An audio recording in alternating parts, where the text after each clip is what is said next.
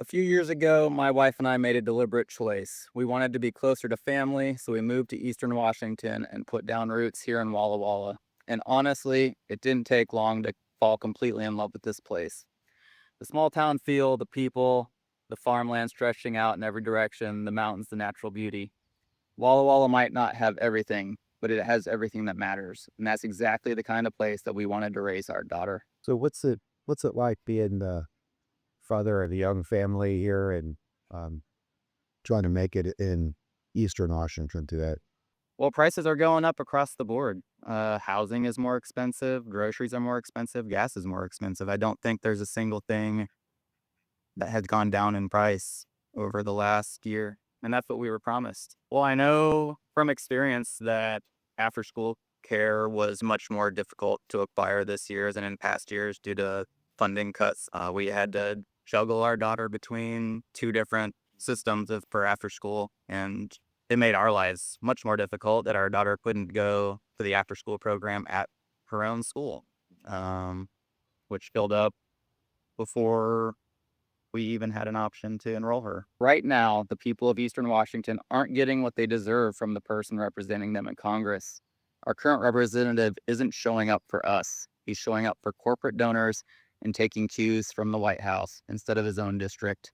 The government should work for the people, not corporate entities or top donors. I think when Donald Trump got elected on the motto of "drain the swamp," I think there is a swamp, and I think it's big money in politics.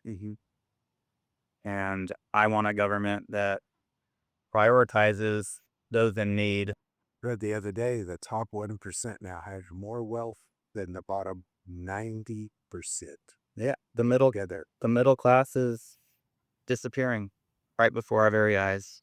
a lot of it, I believe, has to do with our tax system Mhm. that allows billionaires to pay 3 to 5% taxes when the average family has a tax burden of about 30%. Yeah.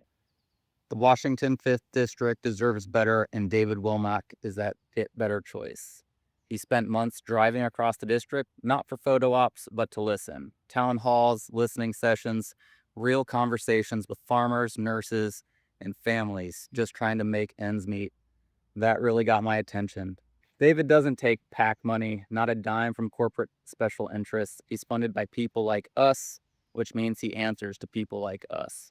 Like all parents, the health and safety of my child is my top priority. I want my daughter to grow up in a community where healthcare is accessible, not something families have to stress about or scramble to afford. David has spent his entire career in healthcare, from military hospitals to civilian facilities right here in this region. He's fighting for a real public option, fighting to keep rural hospitals open, and fighting for greater investment in prevention and mental health. This isn't a talking point for him, it's personal.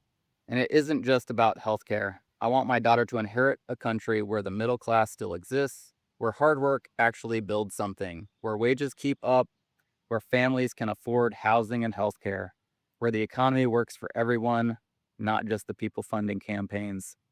This is about our kids, our neighbors, and our community, and having a representative that shows up for the people, not corporate donors. That's David Womack.